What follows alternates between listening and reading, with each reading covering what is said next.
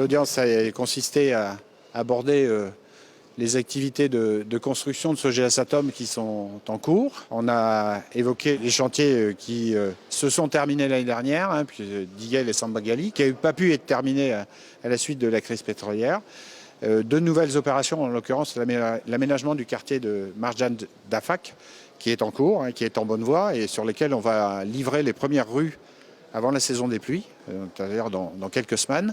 Et puis le chantier va se poursuivre en 2022 et en 2023.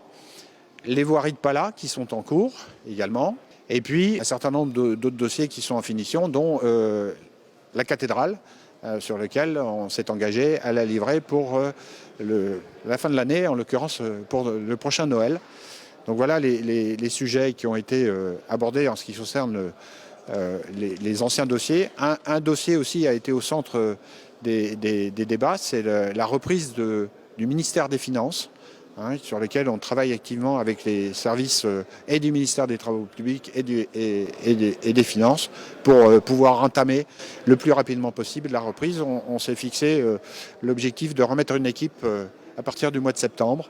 Donc il y a encore du travail, mais voilà, on est assez confiant sur le fait qu'on puisse réussir à reprendre ces travaux dans l'intérêt des services de l'État le plus vite possible et en gérant les difficultés actuelles qui sont l'inflation sur les matières premières. Et enfin, on a évoqué le dossier, un projet futur, je vais le dire, qui est le pont de l'Amitié, qui ferait partie d'un futur contournement de N'Djamena.